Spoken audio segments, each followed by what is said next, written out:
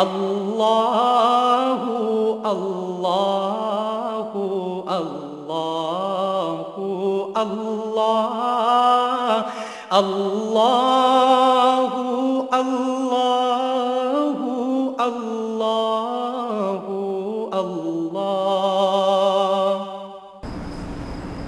ماشاءاللہ 5 ہفتہ محمد جاوید ماشاءاللہ محمد شاہد عمر غلام عباس عامر بشیر سردار محمد عبدالستار خان محمد انور عبدالرؤف ماجد عثمان جاوید 6 ہفتہ حافظ محمد ارسلان محمد اسلم انور علی حفیظ رفیق عامر ندیم عبد الرشید نبی بخش نعیم رمضان بشیر زاہد نور خان ضمیر احمد عبد الرشید کفایت اللہ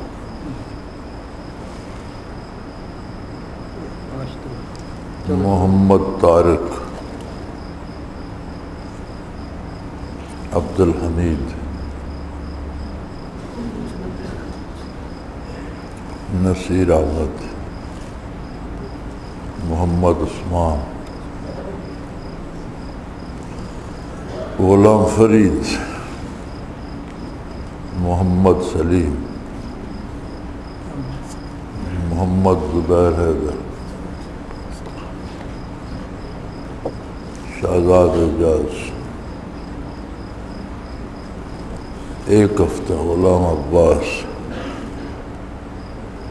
محمد سلیمان خالد محمد عباس علی شیر محمد زمرد محمد یاسین فیاض حسین اشتیاق احمد احمد علی انعام الرحمن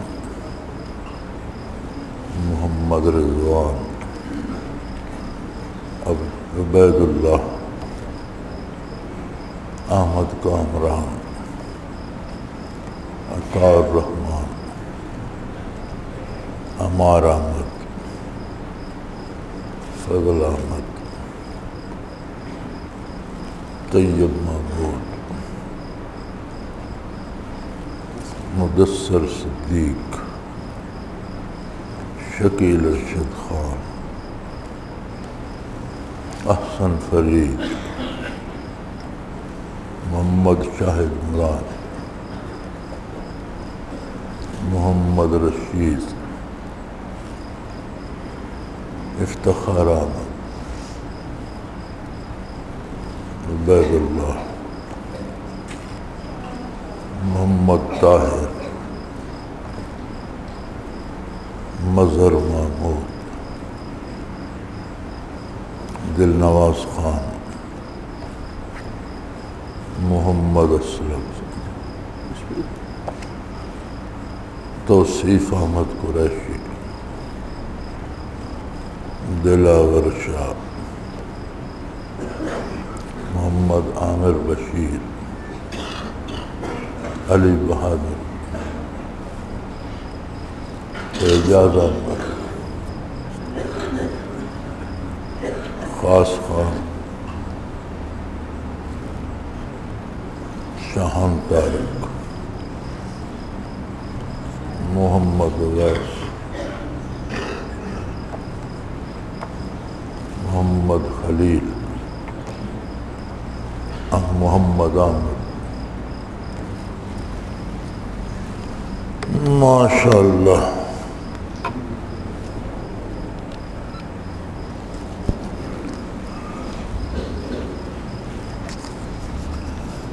الحمد للہ رب العالمین،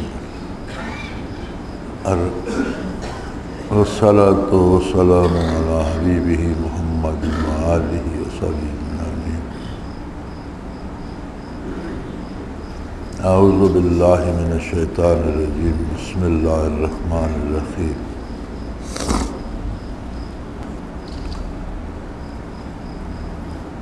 سوال ہے کہ جب کوئی مسلمان جن فوت ہوتا ہے تو کیا باقی مسلمان جنات اس کا جنازہ پڑھتے ہیں؟ اور اسی کے ساتھ دوسرا سوال ہے کہ آیا مسلمان جنات نماز، حج اور روزہ رکھتے ہیں؟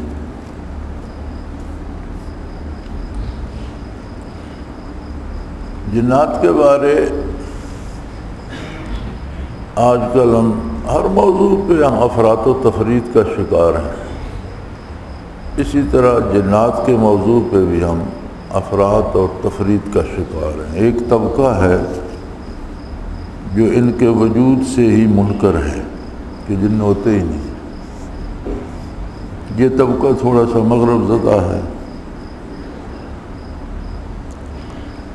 اور ایک طبقہ ہے جو سمجھتا ہے سارے کام ہی جن کر دیتے ہیں اور عاملوں کے پاس بھاگتا رہتا ہے کہ جنات سے میرا یہ کام کرا دو، وہ کام کرا دو، اور یوں پیسے بھی برباد کرتا ہے اور ایمان بھی برباد کرتا ہے۔ حقیقت بین بین ہے، درمیان میں ہے۔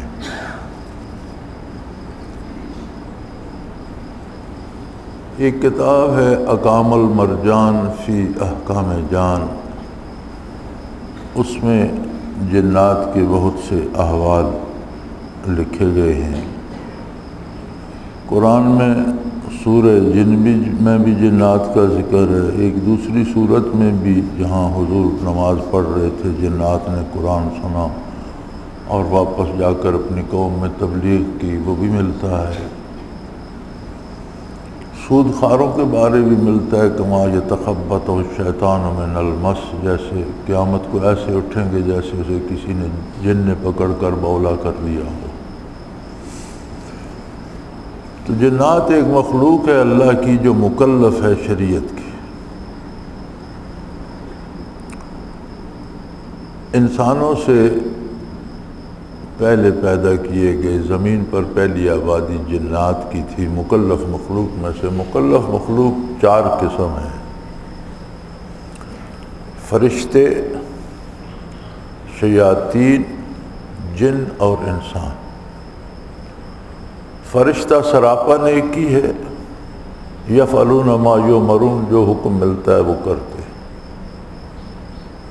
شیطان سراپا بدی ہے، کسی بھلائی کی امید اس سے نہیں کی جا سکتی۔ انسان اور جن ان میں اچھے بھی ہیں، برے بھی ہیں، مومن بھی ہیں، کافر بھی ہیں۔ جنات کی آبادیاں انسانوں ہی کی طرح ہیں، کھاتے پیتے، بیوی بچے، مال اولاد، کاروبار، سارا نظام ان کا انسانوں کی طرح ہے۔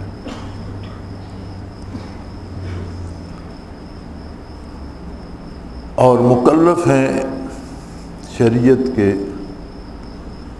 قرآن حکیم میں ان کے بارے ملتا ہے کہ جو جرم کرے گا وہ سزا پائے گا، اور جو نیکی کرے گا وہ عذاب سے بچ جائے گا۔ یجرکم من عذاب علیم، اللہ کی اطاعت کرو، وہ تمہیں دردناک عذاب سے نجات دے گی۔ قیامت کو حساب ان کا بھی ویسا ہی ہوگا۔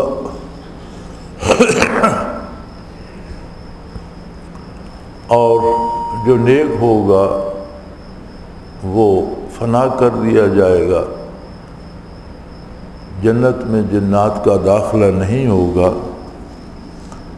بعض حضرات نے لکھا ہے کہ جنات جنت میں جائیں گے، ان کے پاس سورہ رحمان کی ایک آیت دلیل ہے کہ حوروں کے بارے ارشاد ہوتا ہے لم یطمثہن انس قبلہم ولا جان، کہ جنتیوں سے پہلے انہیں کسی انسان یا جن نے مس نہیں کی ہوگا۔ لیکن علماء کی اکثریت فرماتی ہے کہ یہ باعتبار دنیا کہا گیا ہے، جیسے دنیا میں بعض خواتین کو جن پکڑ لیتے ہیں یا پریشان کرتے ہیں تو وہ معاملہ وہاں نہیں ہے۔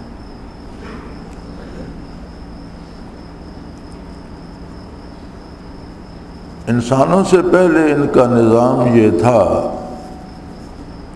کہ یہ دنیا میں رہتے بستے تھے، پھر یہ خرابیاں کرتے، کفر و شرک کرتے، قتل و غارت کرتے، تو اللہ کریم آسمان سے فرشتوں کو بھیجتے جو شر پسندوں کو قتل کر دیتے اللہ کے حکم سے، اور کسی نیک کو سربراہ بنا دیتے۔ پھر رفتہ رفتہ رفتہ پھر حالات بگڑتے۔ پھر ایک وقت آیا کہ جب ابلیس عبادت کرتا کرتا آسمانوں پر پہنچ گیا تو پھر اسے بھیجا جاتا تھا زراح تفاخر بفوج ملک، زراح تفاخر بفوج ملک، گہے بر زمیں بود گاہ بر فلک۔ یہ شیطان کے بارے کیا گئے کہ بڑے فخری انداز میں فرشتوں کی فوج لے کر کبھی زمین پہ ہوتا تھا، کبھی آسمانوں پہ ہوتا تھا۔ تو ہوتا اس وقت بھی یہی تھا۔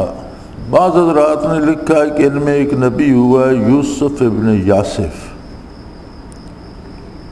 لیکن اکثریت علماء نے اس کا رد کیا، اور حقیقت بھی یہی ہے کہ یوسف ابن یاسف نبی نہیں تھے جنات کے، جنات میں سے تھے، اور انہیں بھی ان کا سردار بنایا گیا تھا۔ نیک تھے اور انہیں ان کا سردار بنایا گیا تھا۔ انہیں احکام کیسے ملتے تھے؟ آدم علیہ السلام سے پہلے کس طرح یہ احکام حاصل کرتے تھے؟ یہ ان کے پاس نبوت تو نہیں تھی، تو پھر انہیں شریعت کیسے ملتی تھی؟ تو اس کے بارے میری نظر سے کچھ نہیں گزرا، اگرچہ میں نے اس موضوع کو پڑھا بہت ہے۔ بات جو میری سمجھ میں آتی ہے وہ یہ ہے کہ ملائکہ ان کی اصلاح کے لیے آتے تھے۔ ان کا یہ بھی جسم لطیف ہے، فرشتے کو دیکھ سکتے ہیں، بات کر سکتے ہیں، تو ان کے جو سردار بنائے جاتے تھے ان کو احکام الہی بھی عطا کر دیے جاتے تھے کہ یہ کرنا ہے اور یہ نہیں کرنا۔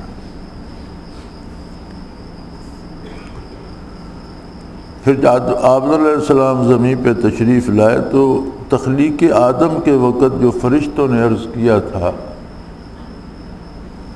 جب اللہ کریم نے انہیں اطلاع دی انی جاعل فی الارض خلیفہ، قالوا اتجعل فیہا من یفسد فیہا ویسفک الدماء، کہ اللہ زمین پر ایک اور مخلوق پیدا فرما رہے ہو تو وہ بھی خون بہائے گی اور فساد ہی کرے گی۔ یہ ان کا وہ تجربہ تھا جو انہیں جنات کے بارے تھا کہ زمین پر ایک مخلوق جو آپ نے بسائی تو وہ روزانہ فساد میں مبتلا ہوتی ہے اور کفر و شرک کرتی ہے، تو ایک اور بنا دیں گے وہ بھی یہی کرے گی۔ تو اللہ کریم نے فرمایا انی اعلم ما لا تعلمون، جو میں جانتا ہوں وہ تم نہیں جانتے۔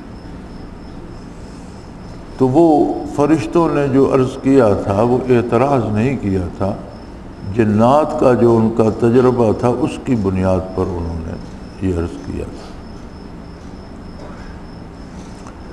ان کی آبادیاں ہیں اور ان کا نظام انسانوں سے آج بھی بہتر ہے۔ ان میں ایک عجیب نظام ہے کہ اگر چھوٹی سے چھوٹی آبادی ہے تو اس کا بھی کوئی سردار ہے، پھر علاقے میں کوئی سردار ہے، پھر اس سے بڑے علاقے میں سردار ہے، پھر کسی ایک ملک کا کوئی سردار ہے، پھر بہت سے ملکوں کا ایک سردار ہے۔ یہ بات چلتے چلتے آخر ایک جگہ پہنچتی ہے جہاں پوری جنات کی آبادی کا ایک بادشاہ ہوتا ہے، اور یہ جو ان کا اپنا نظام ہے اس میں یہ جو بندوں کو چمٹتے پھرتے ہوتے ہیں، تو انہیں کسی بندے کو چمٹنے یا پکڑنے کے لیے باقاعدہ اجازت درکار ہوتی ہے اپنے متعلقہ سردار سے۔ اس لیے گھر میں ایک بندے کو پکڑ لیتے ہیں، باقیوں کو نہیں پکڑتے، کیونکہ یہ بھی اس میں آزاد نہیں ہوتے۔ ان کا وجود ایک انرجی ہے، طاقت ہے، جس طرح بجلی ہے، نظر نہ آنے والا وجود ہے، اور یتشکل باشکال مختلفہ، ان کو یہ طاقت ہے کہ مختلف شکلوں میں متشکل ہو جاتے ہیں، جانور بن سکتے ہیں، کیڑا مکوڑا، سانپ، انسان، کوئی روپ اختیار کر سکتے ہیں، کتا بن سکتے ہیں، شیر بن سکتے ہیں، بھیڑیا کوئی شکل اختیار کرنا چاہیں تو مجسم ہو جاتے ہیں۔ اور ایک بڑی عجیب بات ہے کہ جب یہ مجسم ہوتے ہیں تو کوئی پکڑ لے تو پھر یہ اپنی شکل تبدیل نہیں کر سکتے، مار دے تو مر جاتے، باندھ دے تو بندھے رہیں گے، لیکن کسی کے قبضے میں نہ ہو تو پھر جب چاہے شکل تبدیل کر لیتے ہیں۔ مکلف ہیں ہر نبی کے عہد میں اس کے دائرہ نبوت میں اس کی اطاعت کی۔ سلیمان علیہ السلام کے تذکرے میں بھی جنات کا ذکر ہے کہ وہ بھی ان کے مطیع تھے اور ان کے لیے خدمت بجا لاتے تھے، محلات بناتے تھے، مکان بناتے تھے، بڑے بڑے برتن دیگیں بناتے تھے۔ بہت مشہور واقعہ ہے، اور اس کی تفصیل میں نہیں جاتا، میرے خیال ہے بہت سے دوستوں نے سنا ہوا ہوگا۔ تو جب شریعت کے مکلف ہیں تو ہماری طرح نماز روزے کے بھی مکلف ہیں، اور اسی طرح جنازہ بھی پڑھا جاتا ہے، دفن بھی کیے جاتے ہیں، لیکن ان کے اپنے عالم میں بے شمار عالم ہیں، اللہ ہی جانے اس کی مخلوق کتنی ہے۔ ما یعلم جنود ربک الا ہو، اللہ کے لشکروں کو وہ خود ہی جانتا ہے، کوئی دوسرا جانتا ہی نہیں کہ کتنے ہیں۔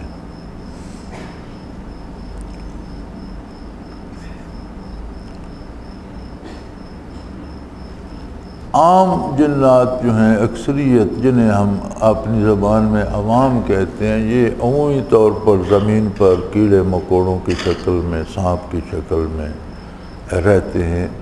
عرب کا ایک قبیلہ تھا، اس کے بندوں کو جن پکڑا کرتے تھے، اقام المرجان میں یہ واقعہ لکھا گیا ہے۔ تو انہوں نے کہا بھی ہمارے لوگوں کو پکڑنا چھوڑ دو ورنہ ہم تمہیں تباہ کر دیں گے، بھی تم ہمارا کیا کر لو گے؟ تو انہوں نے پورے قبیلے نے نکل کر ایک طرف چلنا شروع کر دیا، جو کیڑا مکوڑا ٹڈی جو شے نظر آتی اسے مار دیتے۔ تو جنات چیخ اٹھے کہ بھی تم تو ہمارے بندے مار رہے ہو۔ تو انہوں نے کہا ہم نے تو کہا تھا۔ تو پھر انہوں نے معاہدہ کیا کہ تم ہمیں مارنا چھوڑ دو، ہم تمہارے قبیلے کا کسی بندے کو ایذا نہیں دیں گے۔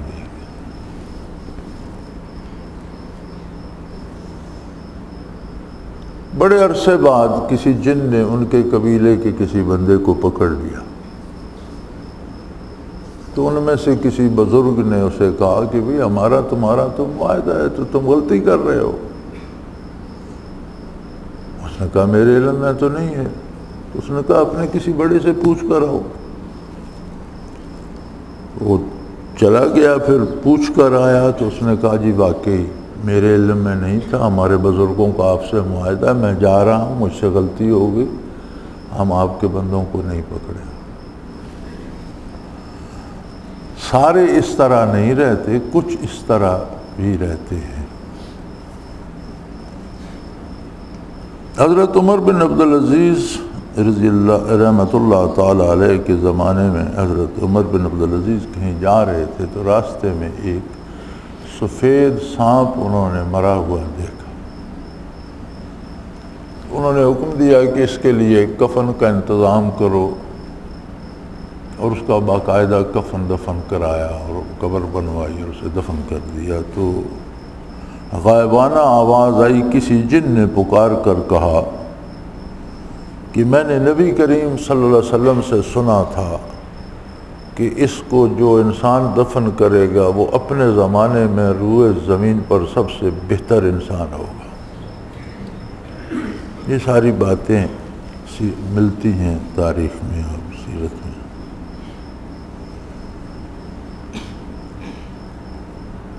مجھے خود بہت سے تجربات بھی ہوئے۔ شاہ عبدالعزیز دہلوی رحمۃ اللہ تعالی علیہ فرماتے ہیں کہ میں تابعی ہوں۔ آپ تابعی کیسے ہیں؟ تابعین کا زمانہ گزرے تو صدیاں بیت گئیں۔ تو انہوں نے فرمایا ان کی عمریں بہت لمبی ہوتی ہیں۔ انہوں نے فرمایا میرے پاس کچھ جنات آئے اور انہوں نے مجھے کہا کہ جی شاہ جنات چاہتے ہیں کہ آپ تشریف لائیں، ہمارے پاس ایک مقدمہ ہے تو اس میں ہماری رہنمائی کریں، ہمیں سمجھ نہیں آ رہی کہ اس کا شرعی فیصلہ کیا ہے۔ فرماتے ہیں وہ مجھے لے گئے تو میں نے دیکھا دربار لگا ہوا ہے اور ایک آدمی کھڑا ہے وہاں، اس پہ الزام ہے کہ ایک جن چھوٹے سے سانپ کی صورت میں اس کی لائبریری کی کتابوں میں تھا، اس نے دیکھا تو مار دیا۔ تو جن اسے اٹھا لایا اور عدالت میں پیش کر دیا کہ اس سے قصاص لیا جائے، اسے قتل کیا جائے۔ اب ہماری سمجھ میں نہیں آ رہا کہ اس کا شرعی فیصلہ کیا ہو، تو آپ اس کا ہماری رہنمائی کیجیے۔ تو انہوں نے کہا میں نے انہیں سنایا کہ حدیث شریف میں سیرت میں موجود ہے کہ ایک صحابی گھر کو گئے تو مصلی تھے، تو انہوں نے دیکھا کہ ان کی بیوی باہر دروازے کے باہر گلی میں کھڑی ہے اور پریشان حال ہے اور دوپٹہ بھی نہیں ہے۔ تو انہوں نے نیزہ اٹھایا غصے میں بیوی کو مارنے کے لیے کہ یہ بغیر دوپٹے کے بغیر پردے کے گلی میں کیسے نکل رہی۔ تو اس نے کہا مجھے مت مارو، اندر دیکھو تو صحیح۔ تو انہوں نے اندر دیکھا تو بہت بڑا سانپ پھن پھیلائے سین میں پھر رہا تھا۔ تو انہوں نے اسے نیزے سے یا تلوار سے مار دیا۔ تو فرماتے ہیں جنہوں نے انہیں شہید کر دیا، بلکہ یہاں تک اس روایت میں لکھا ہے کہ سمجھ نہیں آتی کہ وہ سانپ پہلے مرا یا وہ صحابی پہلے شہید ہو گئے۔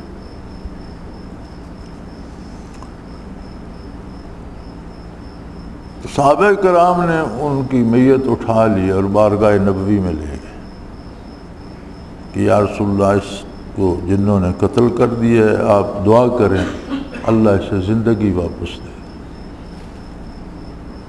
تو حضور نے فرمایا کہ یہ شہید ہو گیا ہے اور جنت میں پہنچ گیا ہے، اگر تم چاہو تو اسے وہاں رہنے دو، اگر چاہو تو میں دعا کرتا ہوں اللہ اسے دنیا میں واپس بھیج دے۔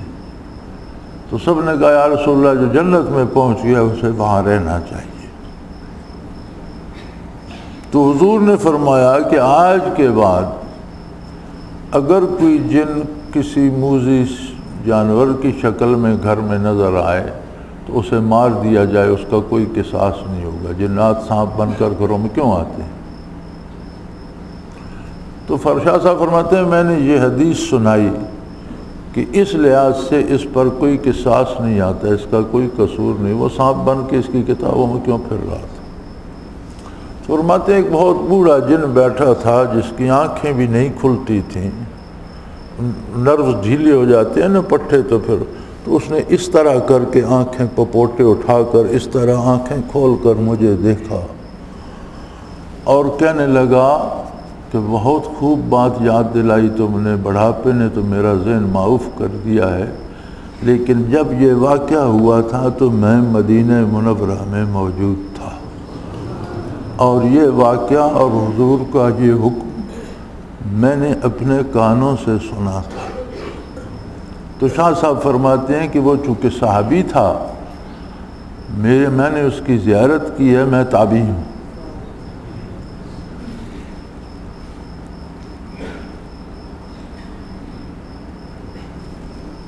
تو یہ ایک اللہ کی مخلوق ہے، مکلف ہے، تابع ہیں شریعت اس کے جو انسانوں کے پاس ہوتی ہے، اور آپ صلی اللہ علیہ وسلم کی بعثت کے بعد روئے زمین کے جس طرح انسان آپ کے اتباع کے مکلف ہیں، اسی طرح جنات بھی ہیں۔ ان میں بھی سارے فرقے موجود ہیں جو انسانوں میں ہندو، سکھ، عیسائی، یہودی، بدھ مت، یہ وہ، یا جو مسلمانوں میں فرقے بن گئے ہیں، ان میں جو مسلمان ہیں ان میں بھی یہ فرقے موجود ہیں۔ تو بڑے عرصے سے ان پر غیر اسلامی قوتیں چھائی ہوئی ہیں، اور حکمران طبقہ جو ہے وہ مسلمان نہیں ہے۔ مجھے ان سے بارہا صاحب کا پڑھا ہے۔ میں ڈلوال میں تھا، 63 کی بات ہے، تو وہاں ساتھ ہی ہندوؤں کے پرانے مندر، اور جہاں اب بھی آتے ہیں کٹاس ہے،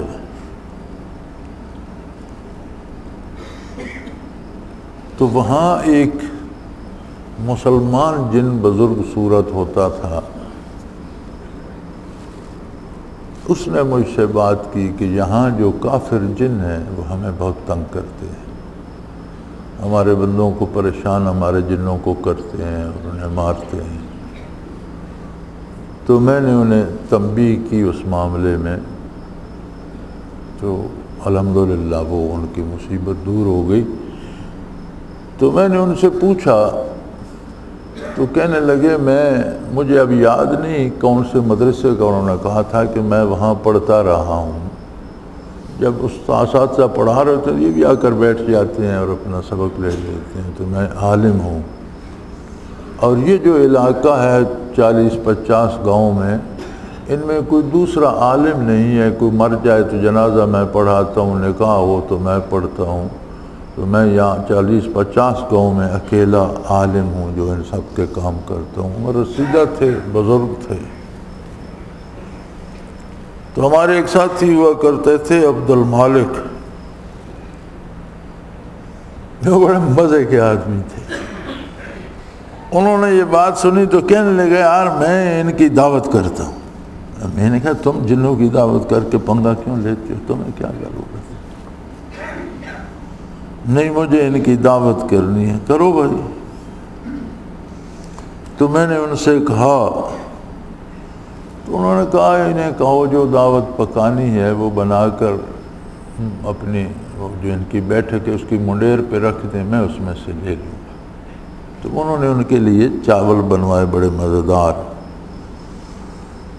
اور وہ منڈیر پہ رکھ دیے، اوپر سے دجی سے ڈھک دیے۔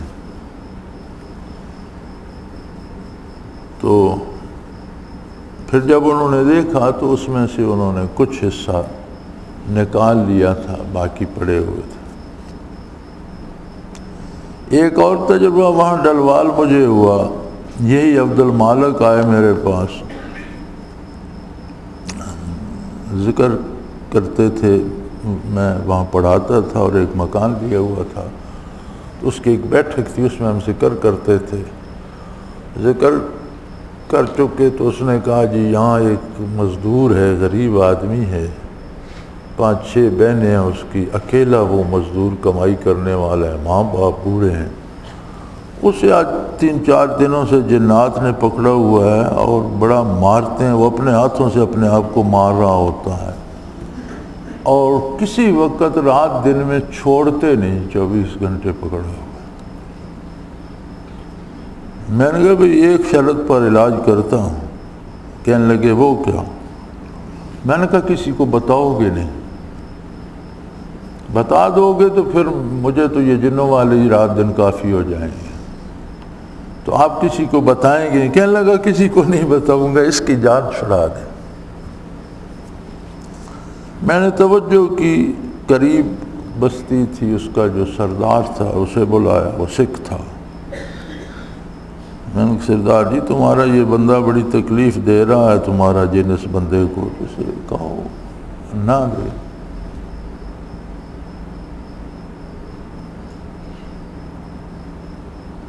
تو کہنے لگا جی میں اسے پکڑ کے لے آتا ہوں۔ لے آؤ، وہ اسے پکڑ لایا۔ میں نے کہا کیوں ایسا کر؟ اس نے کہا جی اس نے مجھے بڑا مارا ہے۔ اس نے تمہیں کیوں مارا ہے؟ وہ بھی سکھ تھا، وہ جس نے پکڑا ہوا تھا۔ اس نے کہا جی میں ان کی جو حویلی میں ڈیوڑی ہے اس میں گدھا بن کر کھڑا تھا۔ تمہیں کیا تکلیف تھی، تم گدھا بن کر وہاں کھڑے ہو؟ یہ اس کی بہنیں ہیں جوان، تو میں ان سے شرارت کرنا چاہتا تھا۔ میں نے کہا تم گدھا بن کر عشق کرنا چاہتے تھے؟ آخر سکھ ہی نکلے۔ تو کہنے لگا یہ باہر سے آیا اور اس نے مجھے پکڑ لیا۔ اب جب میں پکڑا گیا تو شکل تو بدل نہیں سکتا تھا۔ اس ظالم نے مجھے رسی ڈالی اور میری پیٹھ پہ، ننگی پیٹھ پہ بورا رکھا اور ساری رات مٹی ڈھوتا رہا اور مجھے مارتا رہا۔ ڈنڈے سے پیٹتا بھی تھا اور بورا بھر بھر کے ڈھوتا تھا۔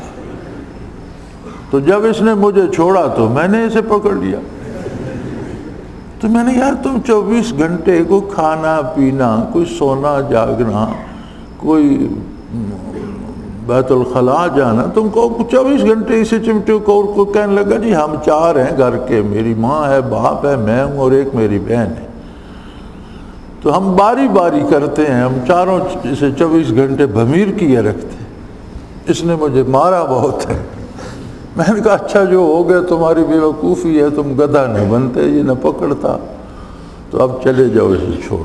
چنانچہ اس نے چھوڑ دیا۔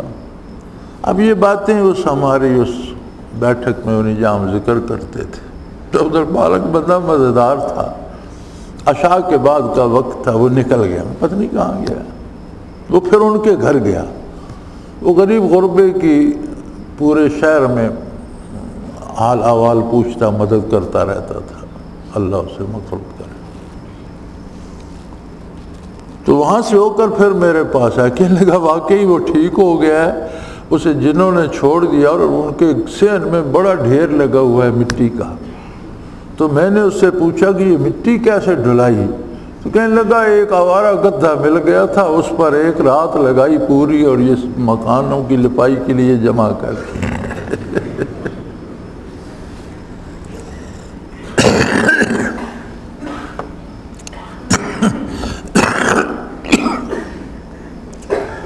منارہ گاؤں میں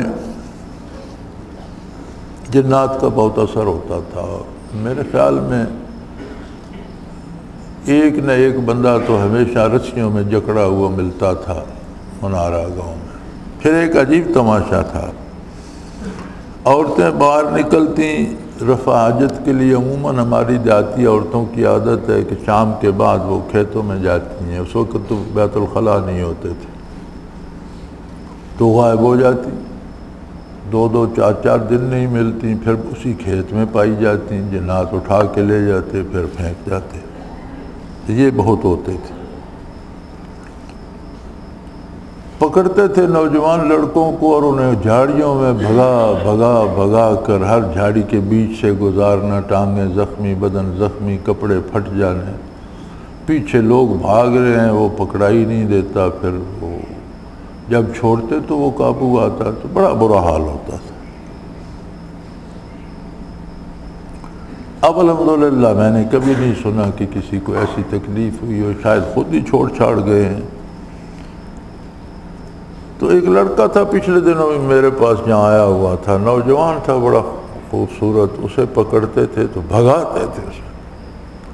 تو منارے سے اس طرف پہاڑ ہے بڑا اونچا، ایک دن اسے پکڑا تو اس پہاڑ کے اوپر لے گئے، وہ لوگ پیچھے بھاگ کر گئے تو اسے بھگایا، سیدھا نیچے لے گئے، وہ نیچے گئے تو اسے اوپر لے گئے، 3 4 دفعہ اس طرح کیا۔ لوگ تھک ہار گئے، وہ تو فوراً بھگا کر لے آتے، پھر لوگوں کے آنے تک گھنٹہ ڈیڑھ لگ جاتا، جب وہ اوپر پہنچے تو وہ اس کی آواز نیچے سے آتی کہ میں جاؤں۔ سردیاں تھیں، سخت سرد رات تھی، دسمبر کی رات تھی غالباً۔ میں اپنے کمرے میں لیٹا ہوا تھا، رضائی لے کر مطالعہ کر رہا تھا، غالباً 9-10 بجے کا وقت تھا رات کا، بچے بھی لیٹ گئے تھے، میں اپنے کمرے میں اکیلا لیٹا ہوا مطالعہ کر رہا تھا۔ تو باہر کا گیٹ کسی نے کھٹکھٹایا، اور ہمارا گیٹ کوئی نہیں کھٹکھٹاتا، کوئی دروازے پہ دستک نہیں دیتا، بند ہو گیا دروازہ، بند ہو گیا، جب کھلے گا تو کھلے گا، دیٹس آل۔ حتیٰ کہ بعض اوقات اتفاقات ہوئے کہ پولیس آ جاتی رات کو، لیکن جب آتے تو انہیں بتا دیا جاتا کہ دروازے کو کوئی نہیں کھٹکھٹا، جس سے پوچھتے پتہ پوچھتے گھر کا، وہ کہتا دروازہ نہ کھٹکھٹانا، جب کھولیں گے تو بات ہوگی، تو کوئی نہیں کھٹکھٹاتا۔ وہ دستہ کوئی تو عجیب سی لگی کہ یہ کیا بات ہے، کون دروازہ کھٹکھٹا رہا ہے؟ تو ملازم سے کہا دروازہ کھول کے دیکھو، تو وہ مقامی آدمی تھا، رشتہ دار تھا میری اہلیہ کا، تو اس نے کہا مجھے بی بی سے بات کرنی ہے، اس نے بی بی سے بات کی، اس نوکر نے بتایا، اس نے کہا جی اسے جنات پہاڑ کی ایک لے گئے ہیں، چٹان ہے کھڑی اس کے اوپر، اور وہ چھریاں مل رہے ہیں اور کہتے ہیں چارپائی وغیرہ لے آؤ، ہم ذبح کر کے تمہیں دیں گے، اور جب یہ چاہیں کہ کسی کو ہم نظر آئیں تو اسے نظر آ سکتے۔ تو اس لڑکے کو جب وہاں اٹھا کر لے گئے تو جو بھی گزرتا تھا اسے نظر آتے تھے، اب نیچے سے بسیں گزرتی تو وہ کھڑی ہو جاتی، تماشا دیکھنے لگ جاتی۔ گاؤں کے تقریباً بیشتر لوگ وہاں ایک موڑ پہ پہنچ کے دیکھ رہے تھے، اور وہ چھریاں رگڑ رہے ہیں، اور مختلف قد کاٹ کے چھوٹے بڑے مرد عورتیں، اور اسے ایک چٹان پہ لٹایا ہوا، اور کہتے ہیں تمہیں کہاں ہے، تماشا دیکھ رہے ہو، لے آؤ چارپائی اور ہم ذبح کر کے تمہیں دیں گے، لے جاؤ۔ تو اس نے کہا جی وہ تو اسے ذبح کر دیں۔ تو میں حضرت کے پاس آیا ہوں، میں نے کہا جی حضرت کو تو مجھے اس دن اس میں درد بھی تھا جوڑ میں نے کہا مجھے تو تکلیف بھی ہے اور سردی ہے سخت، اور رضائی لپیٹ کر پڑا ہوں، میں تو باہر نہیں آتا، تم چلے جاؤ اور جنوں سے میری طرف سے کہہ دو کہ انہوں نے کہا اسے چھوڑ دو، چھوڑ دیں گے۔ چلا گیا۔ تو وہ سڑک کا اس طرح موڑ ہے، اس سے آگے وہ کہتے تھے کوئی نہ ہے، لوگوں نے گیس جلائے ہوئے اور لالٹینیں لی ہوئی اور وہاں جمع تھے، تماشا بنا ہوا۔ پھر آ گیا، اب کیا ہے؟ اس نے کہا مجھے وہ جو لوگ وہاں ہیں گاؤں کے، وہ آگے نہیں جانے دیتے کہ تم بھی مارے جاؤ گے، تو میں ان سے بات کیسے کرتا، میں تو ویسے ہی آیا۔ مجھے بیوی نے بھی کہا ضرور جاؤ، بندہ مارا جائے گا، میں نے کہا کسی نے مرنا ہے یار، مارا جائے گا تو میں کیا کروں۔ بالآخر اٹھنا پڑا، تو اس کے ساتھ میں گیا، تو ایک درمیان سے راستہ جاتا تھا، ادھر کوئی نہیں جاتا تھا، سارے سڑک پر موڑ پر جمع تھے۔ اس بندے کے پاس ایک لالٹین بھی تھی، سخت اندھیرا تھا اور سخت سرد رات تھی۔ میں نے کہا اس راستے سے چلو سیدھے جنوں کی طرف۔ وہ جب ہم اس راستے پہ ہوئے تو درمیان میں گئے ہوں گے، راستے کے آگے جنات نے کہا کدھر کون آ رہا ہے، نہ ہم مار دیں۔ میں نے کہا تمہاری ایسی تیسی کنجرو فلانا ٹھیک۔ میں نے تو کوئی کلام نہیں پڑھی، انہیں گالیاں شالیاں بکیں اور بکواس کیے گا، میرے آنے تک ٹھہر نہ دیکھتا ہوں کون کس کو مارتا ہے۔ تو بھاگ گئے، چھوڑ چھاڑ کے بھاگ گئے۔ پھر اب تک وہ سلامت ہے، پھر اسے آج تک جنہوں نے نہیں پکڑا، اسے وہ اس چٹان سے اتار کر میں نے انہیں دیا، وہ ڈرتے ہوئے اٹھانے بھی نہیں جاتے تھے، بے ہوش تھا، تو چارپائی پر ڈال کر گھر لانے تک اسے ہوش آ گیا۔ پھر اس سے بعد آج تک الحمدللہ ٹھیک ٹھاک ہے۔ اگلے دن یہاں تعویذ لینے آیا ہوا تھا۔ تو اس طرح کے ان کے بہت سے تجربات ذاتی بھی ہیں مجھے۔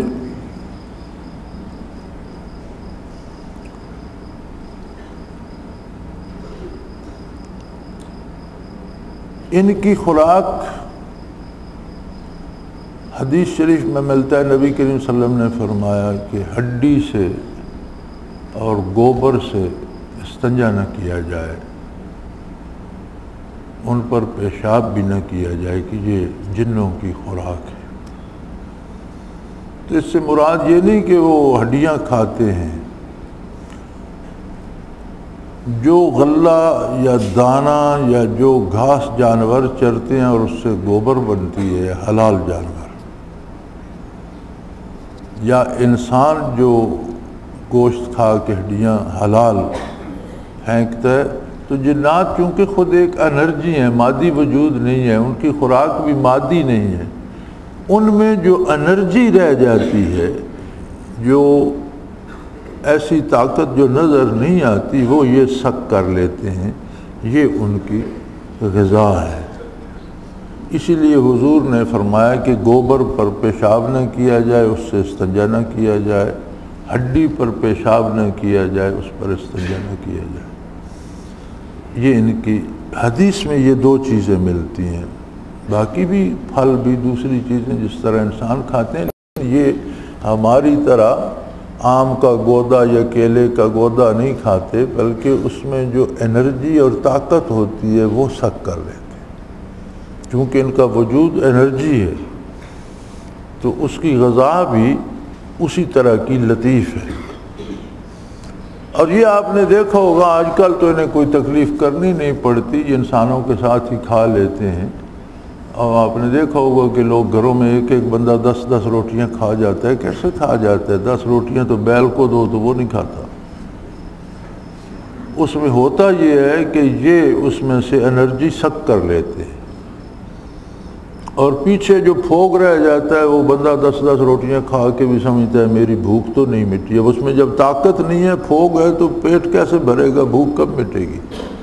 معدہ بھر جاتا ہے، بھوک نہیں مٹتی۔ تو آج کل تو یہ انسان، یہ یورپ، امریکہ، یہ سارے ان ممالک میں تو عام ہے کہ وہ سارا دن کھاتے رہتے ہیں بیچارے، سارا دن رات، جب کسی کو دیکھو کچھ نہ کچھ کھا رہا ہے۔ اس کی وجہ یہ ہے کہ جن اور شیاطین انرجی اس میں سے حاصل کر لیتے ہیں، باقی وہ کھاتا رہتا ہے۔ اور اللہ اللہ کرنے والے ذاکرین ہمیشہ تھوڑی روٹی کھاتے ہیں، اس لیے کہ اس میں انرجی ہوتی ہے، اس میں جن اور شیاطین انرجی نہیں لیتے۔ یہ نہیں کہ ہم انسان نہیں ہیں، ہم بھی انسان ہیں، تو ہمارا تھوڑے کھانے پہ گزارا کیوں ہو جاتا ہے کہ وہ اپنی اصل حالت میں بحمد اللہ ہوتا ہے۔ جہاں تک ان میں نبوت نہ ہونے کا ثبوت ہے وہ یہ ہے کہ آج بھی یہ انوارات برداشت نہیں کر سکتے، لطائف نہیں کر سکتے۔ تو نبی تو ہوتا تو ان میں بھی وہ قلبی استعداد ہوتی۔ یہ بھی اصل تو نبی کی عطا قلبی کیفیات ہیں نا، باقی سارے احکام پر عمل کرنا جو ہے اس کا مقصد ان کیفیات کا حصول ہے۔ تو یہ ایک ان کی کہانی ہے۔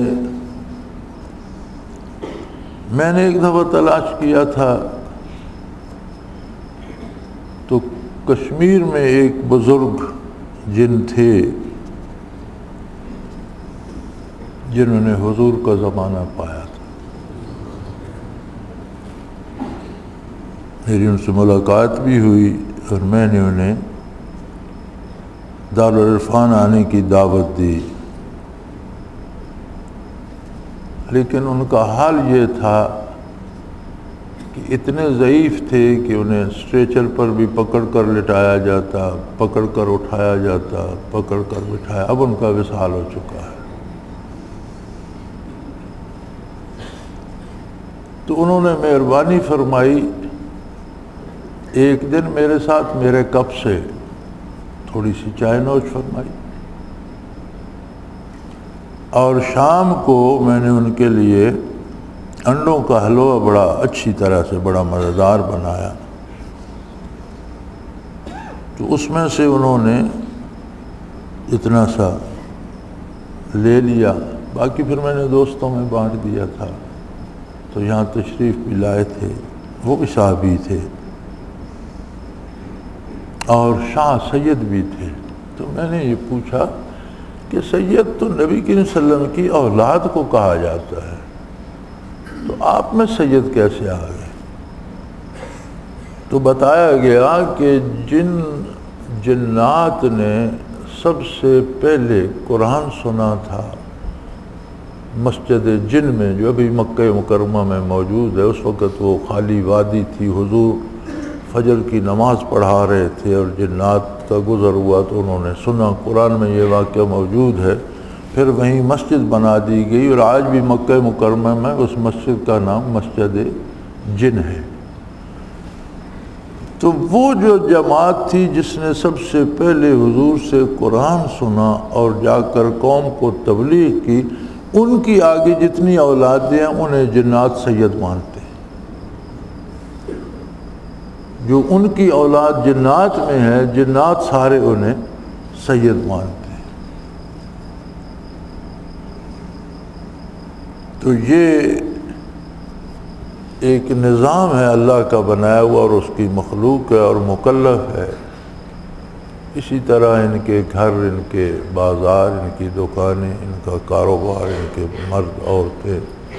اقام المرجان فی احکام جان میں یہ تذکرہ بھی ہے کہ یہ متشکل ہو کر، جنی عورت متشکل ہو کر انسانی مرد سے تعلق قائم کر سکتی ہے، جنی مرد انسانی عورت سے تعلق قائم کر سکتے ہیں اور اس سے اولاد بھی ہو سکتی ہے۔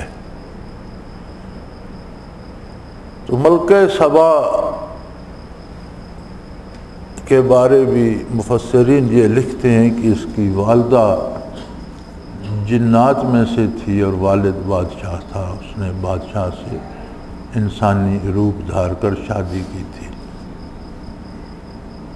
یہ ہوگا جناب آپ کے اس سوال کا جواب، میرے خیال کافی ہو گیا، بات سمجھنے کے لیے تو کافی ہے، تو ورنہ سارا دن قصہ چلاتے رہو تو چلتا رہتا ہے۔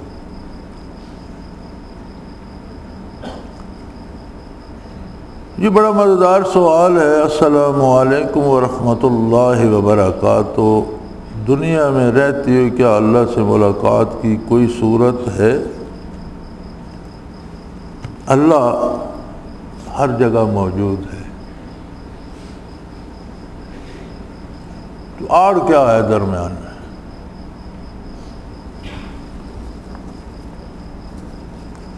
درمیان میں کا پردہ ہے۔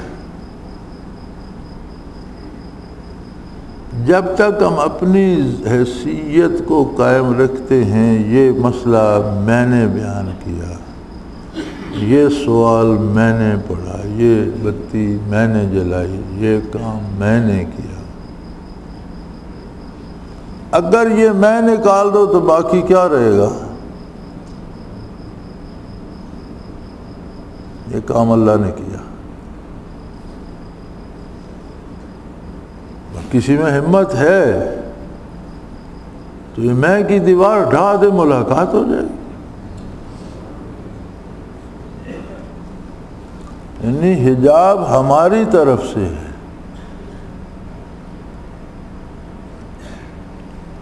رہی یہ بات کہ دوسرا سوال ہے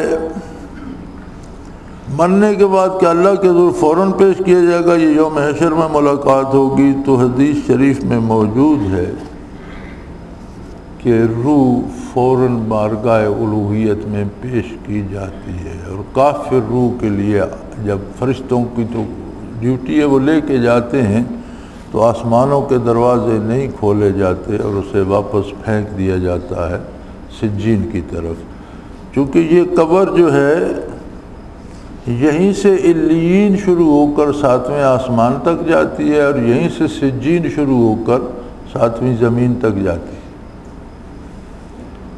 تو یہ نقطہ آغاز ہے علیین و سجین کا، یہ قبر۔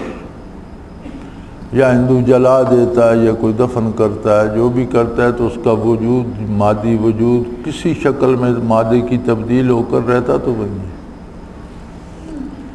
تو سجین والوں کے لیے تو دروازہ آسمان کا کھولتے نہیں، کافر کے لیے تو کھلتا نہیں۔ لا تفتح لهم ابواب السماء، ان کے لیے آسمانوں کے دروازے نہیں کھلتے قرآن کریم میں۔ وہ فرشتے وہیں سے روح کو پھینک کر مارتے ہیں اور وہ آگے سے جین والے وصول کر لیتے ہیں۔ علیین والوں کی اپنی اپنی حیثیت کے مطابق انہیں جمال باری کی زیارت ہوتی ہے، لیکن عین ذات کی نہیں، جمال باری کی۔ دنیا میں رہتے ہوئے موسیٰ علیہ السلام کا واقعہ گواہ ہے قرآن میں، رب ارنی انظر الیک، کہ اللہ مجھ پر اپنا حسن آشکار، اپنا جمال آشکارا فرما، میں آپ کو دیکھنا چاہتا ہوں۔ فرمایا لن ترانی، تو نہیں دیکھ سکے گا، دیکھ نہیں سکتا ان مادی آنکھوں سے، اس مادی دنیا میں میرے جمال کو دیکھنا ممکن نہیں۔ پھر انہیں حکم دیا کہ تم وادی سے اس پہاڑ پر چڑھ جاؤ اور سامنے والے پہاڑ کو دیکھو، اگر وہ سلامت رہا تو پھر تم بھی دیکھ سکو گے۔ فلما تجلی ربہ للجبل، صوفیاء کہتے ہیں کہ یہ تجلی بھی عین ذات نہیں تھی، جمال ذات کی تجلی تھی۔ جو جمال ذات کی تجلیات ہیں ان میں سے تجلی تھی، عین ذات کی تجلی نہیں تھی۔ تو پہاڑ جا لہو دکا، پہاڑ کے پرکھے اڑ گئے اور موسیٰ علیہ السلام بے ہوش ہو گئے، خر موسیٰ صاعقہ۔ یہودی اور یہ ہمارے جو مستشرق جنہیں کہتے ہیں، جو اہل مغرب عربی اور سیکھتے ہیں اور دینی کتابیں پڑھتے ہیں صرف اعتراض ڈھونڈنے کے لیے، انہیں مستشرق کہتے ہیں۔ تو وہ الفاظ ایجاد کرتے رہتے ہیں۔ انہوں نے لن ترانی ایک محاورہ بنا دیا، جو بندہ گپ ہانکے کہتے ہیں یہ لن ترانیاں ہانک رہا ہے، آپ سب نے سنا ہوگا۔ وہ دراصل قرآن کی اس آیت کا مذاق اڑایا جاتا ہے کہ اللہ نے فرمایا لن ترانی، تو مجھے نہیں دیکھ سکے گا۔ اب کوئی گپ ہانکے تو سارے مسلمان بھی کہتے ہیں کیا لن ترانیاں ہانک رہا ہے۔ یہ یہودیوں اور مستشرقین کی سازش ہے۔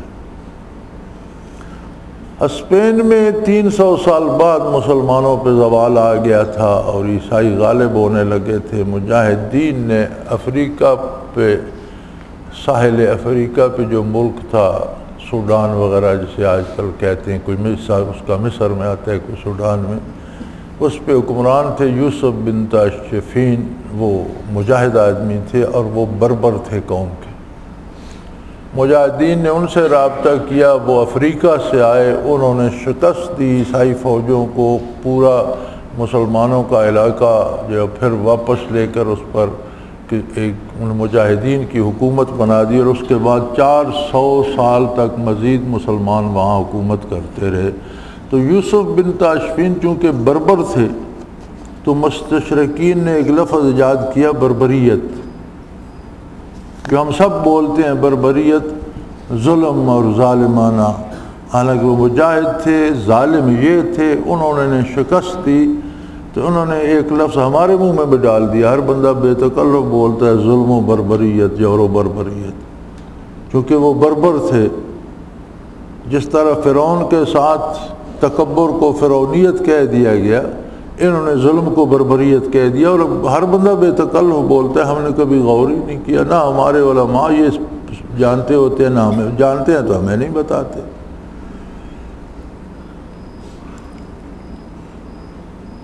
تو قیامت کے بارے حضور اکرم صلی اللہ علیہ وسلم کا ارشاد ہے، حدیث شریف میں موجود ہے۔ عرض کیا گیا یا رسول اللہ، قیامت کے روز کیا ہم اپنے رب کریم کو دیکھ سکیں گے؟ فرمایا جس طرح آج 14ویں کے چاند کو دیکھتے ہو اسی طرح روبرو اللہ کریم کی زیارت ہوگی، لیکن وہاں فَكَشَفْنَا عَنْكَ غِطَاءَكَ فَبَصَرُكَ الْيَوْمَ حَدِيدٌ، وہاں پردے ہٹا دیے جائیں گے اور نظر بہت مضبوط کر دی جائے گی۔ تو اس دنیا میں ان آنکھوں سے جمال باری اگر اللہ کا اولو العزم رسول اور کلیم اللہ نہیں کر سکتا تو ما و شما کس حساب قطار میں۔ صوفیاء کو دل کی آنکھ سے تجلیات باری کی زیارت ہوتی ہے، لیکن وہ عین ذات نہیں ہوتی، اس طرح ہوتی ہیں۔ تجلیات ان کو کہتے ہیں جیسے آپ کسی شخص کے سامنے اس انداز سے شیشہ کریں کہ شیشے میں دوسرے کو بھی اس کی تصویر نظر آئے، اس طرح سے کر کے شیشہ کریں تو اس کی شکل نظر آ رہی ہے لیکن دوسرا بھی دیکھ رہا ہے۔ یہ ہوتی ہیں تجلیات جمال۔ یہ صوفیاء کو اور بہت بلند پایہ صوفیاء کو نصیب ہوتی ہیں، ان میں سے بھی کسی کو، سب کو نہیں۔ ہاں میدان حشر میں جنہیں بھی نجات ہوگی اپنی حیثیت کے مطابق انہیں دیدار باری ہوگا، اور جنت کی سب سے بڑی نعمتوں میں سے بھی ذات باری کا دیدار ہے، جو ہر جنتی کو اس کی حیثیت کے مطابق، کسی کو سال میں ایک بار، کسی کو 6 مہینے میں ایک بار، کسی کو ہفتے میں ایک بار، کسی کو ہر روز اپنی اپنی حیثیت کے مطابق نصیب ہوگا۔ تیسرا سوال ہے، ایک صوفی اپنے والدین جو دنیا سے رخصت ہو چکے ہیں کس طرح فائدہ پہنچا سکتا ہے؟ پہلی بات تو یہ، صوفی ہو یا غیر صوفی ہو، نیکی کرتا ہے جو بندہ، ایمان اس کا عقیدہ صحیح ہے اور شریعت پر عمل کرتا ہے، اس کا فائدہ اس کے والدین کو بھی ہوتا ہے۔ جس طرح کوئی عمل جاری چھوڑ جاتا ہے، کنواں بنوایا، مسجد بنوائی، سڑک بنوائی، ہسپتال بنوایا، اس کا جب تک چلتا رہتا ہے اسے ثواب پہنچتا رہتا ہے، انہی اعمال جاریہ میں سے اولاد بھی ہے۔ اور جو برائی کرتی ہے اولاد، اس کی بھی والدین سے بعض پرس ہوتی رہتی ہے کہ تم نے اسے بتایا تھا کہ یہ کام کرنے کا نہیں، اگر انہوں نے تربیت ٹھیک کی تھی، یہ بگڑ گیا تو پھر سزا اس کے لیے ہے، اور اگر انہوں نے بھی لاپرواہی کی، اسے دین بتایا ہی نہیں، تو پھر اس سزا میں بھی وہ شریک ہوتے۔ دوسرا طریقہ ہے ایصال ثواب کا۔ آپ کوئی نفلی نیکی کریں، جو فرض ہے وہ تو آپ پر فرض ہے، نفلی حج کریں، نفل نماز پڑھیں، نفل صدقہ دیں، نفلی قربانی کریں، کوئی نفلی نیکی، اس کا ثواب آپ والدین کو بخشیں، دوستوں کو بخشیں، مرے ہوئے لوگوں کو دیں یا کسی زندہ کو دے دیں، وہ آپ کا بیلنس شیٹ ہے، آپ جسے چیک دیں گے اس کے کھاتے میں چلا جائے گا۔ ایصال ثواب زندوں کو بھی کیا جا سکتا ہے اور مرنے والوں کو بھی، اس لیے کہ وہ آپ نے اللہ کریم سے درخواست کرنی ہے کہ میری اس نیکی کا اجر فلاں بندے کے حساب میں لکھ دے۔ نبی کریم صلی اللہ علیہ وآلہ وسلم استراحت فرماتے، آسمان روشن تھا، ستاروں سے بھرا ہوا تھا۔ حضرت عائشہ صدیقہ رضی اللہ عنہ نے عرض کی، یا رسول اللہ، کسی کی نیکیاں ایسی بھی ہوں گی جس طرح یہ آسمان بھر رہا ہے ستاروں سے، کوئی گن نہیں سکتا۔ آپ نے فرمایا، بے شک عمر بن خطاب کے اعمال نامے کا حال یہی ہے، اسی طرح کی نیکیاں ہیں۔ تو انہوں نے کہا، یا رسول اللہ میرے والد؟ فرمایا ان کی بات الگ ہے،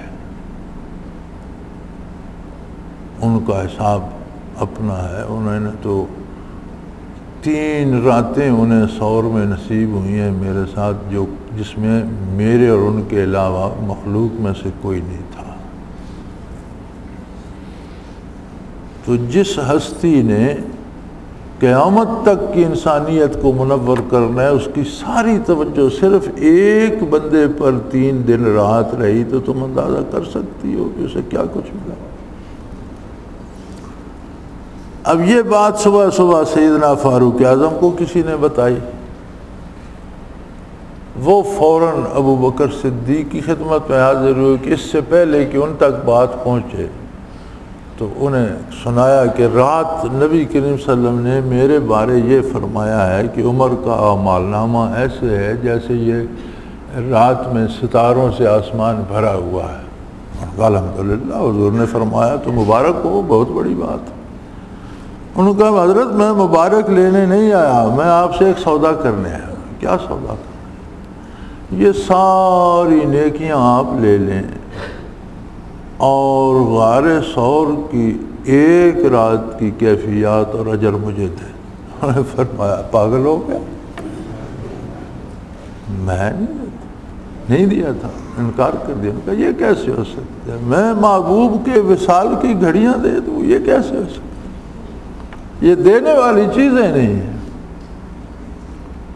تو بھئی جو ثواب کماتے ہیں شاید وہ تو کم ہی دیتے ہیں، اور ہم چونکہ رٹا لگائے رکھتے ہیں اور کہتے ہیں اتنے ہزار اس کو بخش دو، اتنے اس کو، کہا جائے کہ یہ مر رہا ہے اس کی دوائی کے لیے 10 روپے دو تو کون نہیں دیتا، تو 10,000 کلمہ شریف بخش دیتے ہیں۔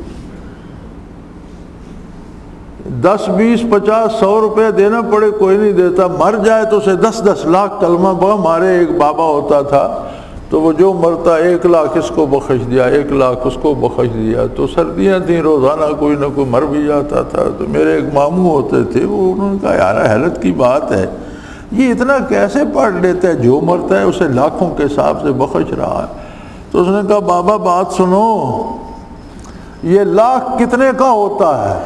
اس نے کہا مجھے پتا ہے 10,000 کا ہوتا ہے۔ اس نے کہا تبھی سخاوت سے لٹا رہے، اگر تمہارا لاکھ 10,000 کا ہے تو تم بخش سکتے ہو۔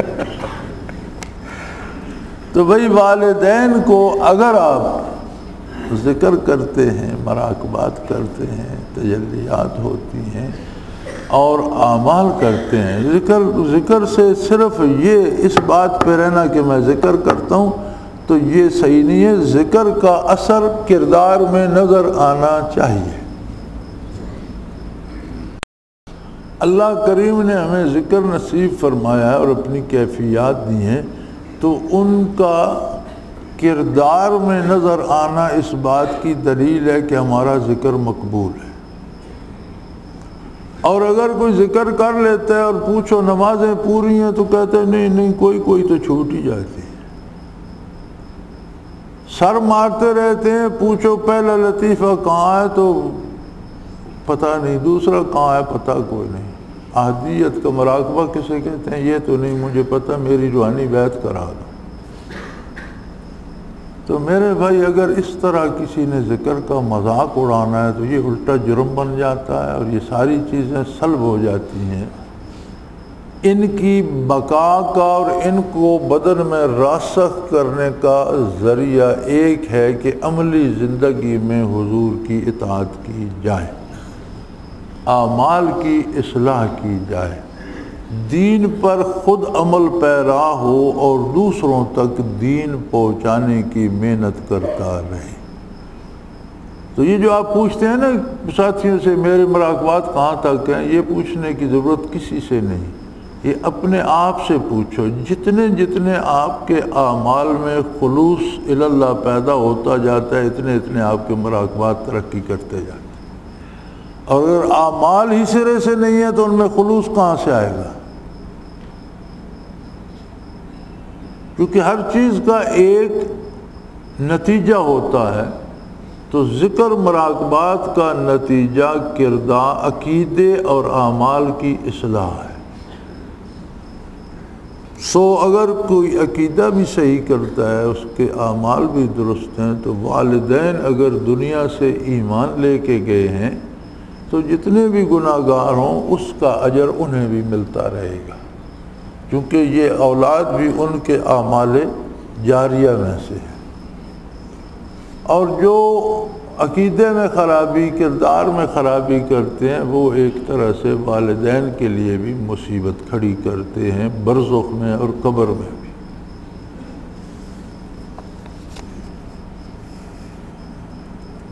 ہاں رواجات جو ہیں ان کی کوئی حیثیت نہیں کہ جتنے بندوں کو کھانا کھلایا وہ اپنی شہرت کے لیے ہے، میں نے اتنے ختم کرا ہے، وہ لوگوں کو دکھانے کے لیے ہے کہ بابا مر گیا تو میں نے اتنے ختم کرا ہے، بابا زندہ تھا تو میں اسے پانی بھی نہیں پلاتا تھا۔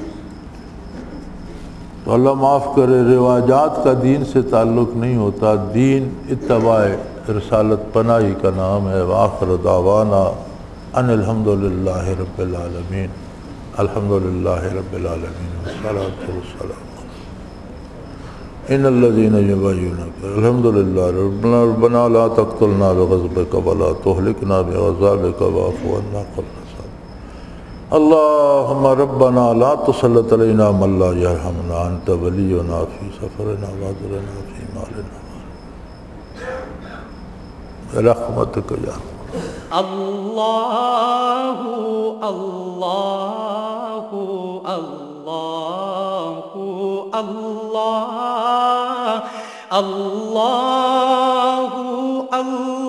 اللہ اللہ اللہ۔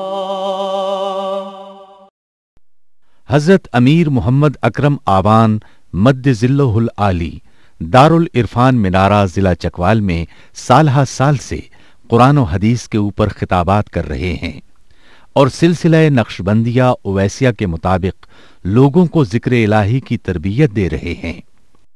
وہ قرآن پاک کی تفسیر ترتیب وار بیان کر رہے ہیں۔ تفسیر قرآن کو وہ موجودہ ملکی اور بین الاقوامی حالات کے مطابق بیان کرتے ہیں۔ موٹر وے سے کلر کہار کے انٹرچینج سے نکلتے ہوئے کلر کہار کی جھیل سے ہوتے ہوئے میانی، بوچھال اور نور پور سے گزرتے ہوئے دارالعرفان منارہ پہنچ سکتے ہیں۔ حضرت امیر محمد اکرم آبان نے بچیوں اور بچوں کی دینی اور دنیاوی تعلیم کے لیے سقارہ اکیڈمی کے نام سے ایک درسگاہ بھی قائم کی ہے، جس کا افتتاح ملک پاکستان کے صدر جنرل محمد ضیاء الحق نے اپنے دست مبارک سے کیا تھا۔ وہ تمام احباب جو اسلام کی طلب رکھتے ہیں ان سے گزارش ہے کہ دارالعرفان منارہ ضلع چکوال میں امیر محمد اکرم آبان صاحب کے خطابات سے مستفید ہوں۔ وہ ہر جمعے کو نماز سے پہلے بیان فرماتے ہیں۔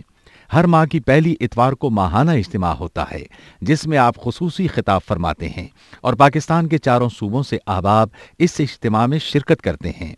اس کے علاوہ یہاں سال میں 2 مرکزی اجتماعات بھی ہوتے ہیں، ایک رمضان المبارک میں اعتکاف کا اجتماع اور دوسرا جولائی اور اگست میں 40 دن کا اجتماع ہوتا ہے جس میں روحانی تربیت کی جاتی ہے۔ اپنا خون سیماب دے کر اتنا ہم کر جائیں گے، نام آقا کا چمن میں پھر رقم کر جائیں گے۔